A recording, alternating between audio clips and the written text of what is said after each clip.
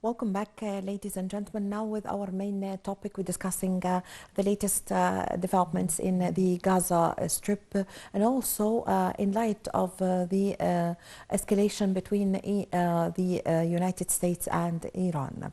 Well, to shed more light on this, we have the pleasure to have with us over the phone His Excellency Ambassador Mohamed Orabi, former Foreign Affairs Minister. Good morning, Your Excellency.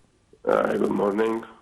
Well, it's a great honor to have you with us. Your Excellency, Ambassador Orabi, now with the escalation in the region and the latest developments in the Gaza Strip, and last night the strikes from the United States to the borders of Iran and Syria, how did you see the situation, and also the Houthi strikes for the vessels or the ships that are passing through, going to Israel, passing through the Red Sea? How do you see the picture, and is it out of control, or give us your insight? Well, I think it is, it was expected. I mean, this strike from the American side, and I can add that it will be under control. We will not witness a full-fledged, war. But I think the Americans, they were insisting that they should respond to what happened to their soldiers in near the border of Syria. So the escalation, of course, it is not an easy thing to control.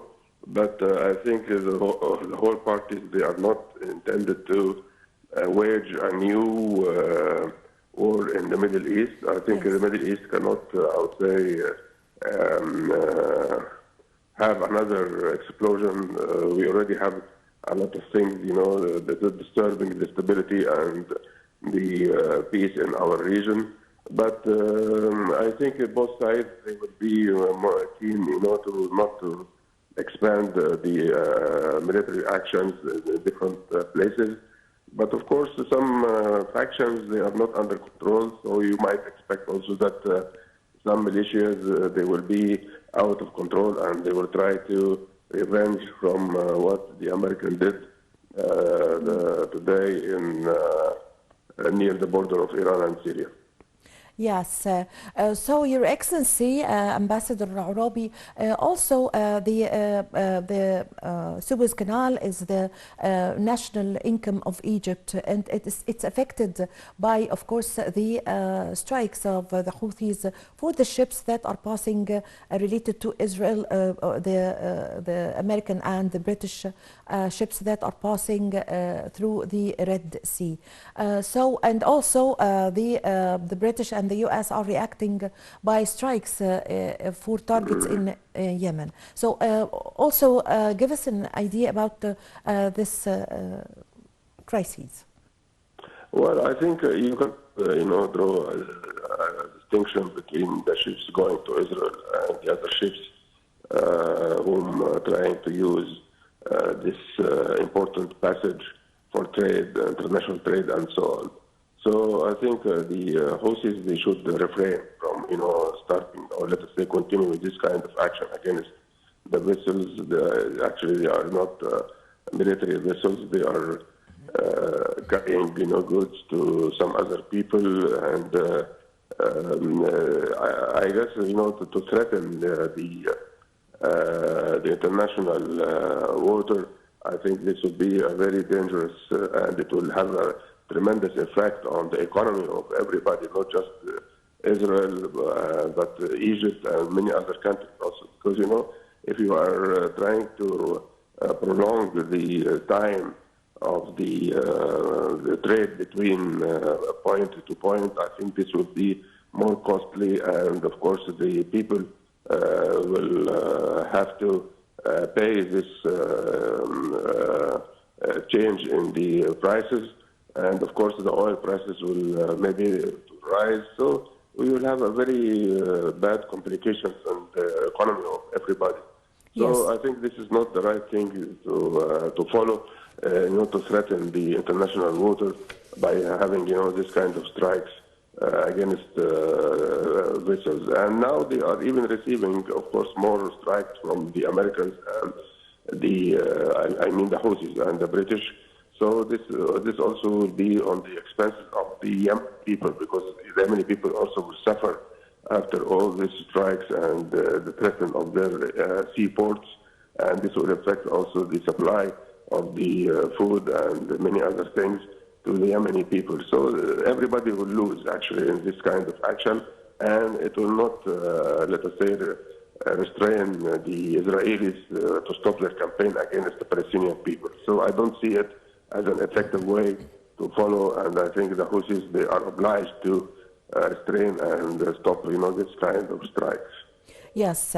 So, Your Excellency, Ambassador Orabi, now the Israeli occupation forces have yesterday, Friday, have shelled the borders, the Rafah city, the Palestinian Rafah city, with hundreds of thousands of Palestinians. This is the last point for them to stay. And the Israeli strikes are continuous on this point. They are very near to the fence of the borders. So how did you read this strikes of yesterday?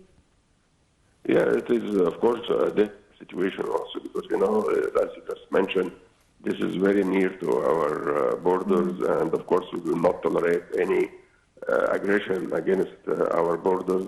I think Israelis realize that, and they will not dare, to strike the border of Egypt at all. I think the Israelis still now, they are really appreciate the peace treaty between Egypt and Israel, and I don't think that they are so stupid to try to violate the peace treaty by having any military action against our borders. Of course, the Israelis, they are continuing their campaign against the Palestinian of Gaza, and this is, I think, this will be the international responsibility to curb this aggression from the Israeli side and try to give the Palestinians the right to live in good conditions. And there is some movements, actually positive movements now in that direction, and maybe we will see maybe a sort of quietness in Gaza, and Egypt is exerting a lot of efforts actually to reach a ceasefire and to guarantee the supply of the humanitarian assistance to the Palestinians. Yes, Your Excellency, Ambassador Orabi, now last week the ruling of the International Court of Justice accusing Israel of genocide, and this ruling is binding and cannot be appealed. So most of the political analysts around the world, as we read and followed the news, they said that most of the big countries could review their stance towards Israel or towards financing Israel or providing it with weapons. On the contrary, we find that 16 countries have stopped donating the UNRWA, saying that 12 of the members are linked to Hamas. How did you see this picture? Yeah, it was a very bad move from these countries, to stop the financing the UNRWA, because, they are now part of this genocide against the Palestinians. If you are trying to weaken the Palestinians and deprive them from their right to have food and medicine and water, I think you will be involved also in strikes like Israel, because you are not just killing people by weapons, but you are killing people by depriving them from the essential needs, the daily needs. And I think these countries, they should review their position. And in the meantime, I think we have some rational countries, they can send money to overcome this money they are not sending, And I guess this would be a good idea to maybe Muslim countries, Arab countries, maybe either some Western countries like Spain, Greece, and some other countries, they can fund the UNRWA and keep the UNRWA intact and to give them the impetus to help the Palestinian people in Gaza. I think this would be the right thing. But to put the Palestinians under this kind of strain, because the 12, as they claim, 12 persons, they were participating in the 7th In the attacks, October. yes. Yeah, I think Yes. this is a very bad thing, and they are now will be subject to put them in the same level like Israel when they are trying to kill the Palestinians everywhere. Yes, yes. So, Your Excellency, Ambassador Orabi, also, can we say that complicity from some countries with Israel is a war crime? Or give us an idea about this, please. Yeah, I think the international law and the treaty of genocide, I think they are putting these countries in the same basket like Israel. You are not just, using weapons against people, but if you will put them under siege and deprive them from the essential needs for the daily life, I think you are doing the same thing. Killing is one thing, and maybe the methods, they are different, but the killing is the one thing, so I think they will be subject to the international law. Yes. Yes, Your Excellency, Ambassador Orabi, why is Israel not taking benefit from the stance of Egypt trying to mediate also with Qatar also in several stages since the start of the crisis on the 7th of October, and Egypt is trying to mediate and to get the parties closer, or the point of views closer to each other, in order to release the hostages from the Israeli who are taken by Hamas, the Israelis who were taken by Hamas, and also to release some prisoners from the Israeli side, the Palestinian prisoners, I mean. So, on the contrary, Israel, in front of the International Court of Justice, have accused Egypt of not allowing the humanitarian aid to pass through the border crossing, Rafah crossing border. On the contrary, Egypt from the day one did not stop anything. Israel was responsible for this, and Egypt was exerting all efforts in order to for the humanitarian aid to reach to the Palestinian people. What's your comment? Well, I think you asked two things. I think the first answer for the first part of your question is that Israel, I think they need time. So that's why they are trying to prolong, this process of negotiation and mediation to release prisoners and to ceasefire, to reach a ceasefire and so on. So I think the Israelis are so adamant now to, as they said, to fulfill their targets from this aggression, and I'm so sure that they will not fulfill what they are saying, that they should eliminate Hamas and release the prisoners. I think the prisoners, they will be released by negotiation and mediation, not by force. The second part, yes, of course, Israel will use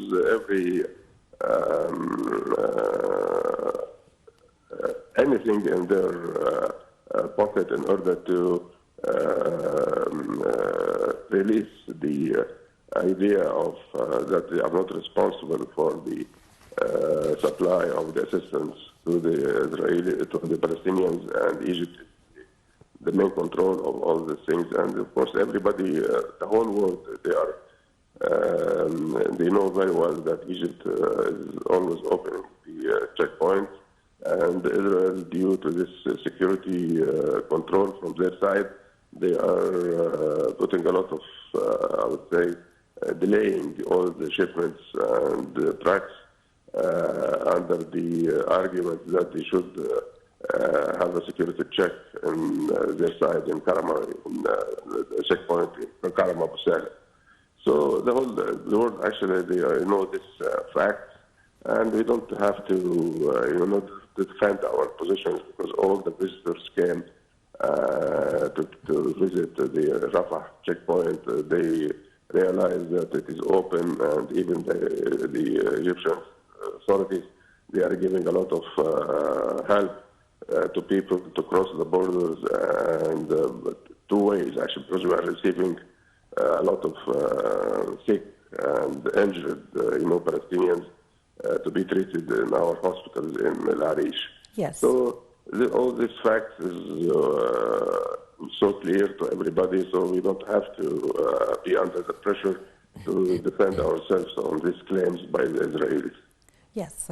Your Excellency, Ambassador Orabi, during the last week, President Abdel Fattah al-Sisi held a phone call with UN Secretary General UN Secretary Antonio Guterres, during which President Sisi praised the pivotal role that is played by the UN, and especially the statements by Antonio Guterres. So how do you see the picture in the UN? Do you feel that there's a rift between the UN Secretary General and some of the members of course, the Arab delegation to the UN? There's a rift or something between the UN Secretary General and some of the members in the UN? Yeah, I think it is so obvious that there is a sort of gap between the approach of the Secretary General and the approach of maybe some permanent members of the Security Council. Yes, there is a sort of gap. And I think the man is trying to implement the UN Charter and the international law, but unfortunately, always opposed by certain, countries. And but the good thing that he's insisting to pursue his diplomacy and his way without any to be afraid from the pressure from certain countries. And this is a good thing. And I think the UN is trying to play its pivotal role for maintaining peace and security in the whole world, but of course there is some countries, they are not in the same wave of, and they are trying to put obstacles in front of the Secretary General. And but he received a lot of appreciation from many countries, and I think history will recognize him as the man who keep the UN Charter intact, and this is a good thing. Yes, yes. So we cannot also forget also the strikes or the clashes in the south of Lebanon between Hezbollah and Israel. So also, how did you see the situation also from this side? Yes, it is also, and expected, that some militias and under the claim that they are supporting the Palestinian questions, they will try to interfere. But sometimes they prove that it's not a genuine, desire and a genuine efforts from their side. But unfortunately, the Lebanese people will pay a heavy price if things will be escalated more than that. And I think the Hezbollah also, they are trying not to expand the scale of confrontation between Israel and the Hezbollah. Yes. Yes. So, Your Excellency, Ambassador Orabi, back to the International Court of Justice, can we expect some sanctions to be put on Israel or to be put in blockade like what it did to the Gaza Strip? It is a long process, and we have to get to the final stage of this process. And of course, we cannot tolerate that we will wait, let us say, a year or so or more to keep the Palestinians under this kind of pressure and massacres every day. So the International Court of Justice, yes, is a good thing, but in the meantime, we have to mobilize everybody in order to pressure Israel to we have a ceasefire immediately, because the people there, they are living in a very conditions, and we have to protect them and guarantee that they are not being displaced or evacuated from their places. And this will be, of course, the end of the Palestinian question. So that's why we have to accelerate our efforts in order to achieve a ceasefire.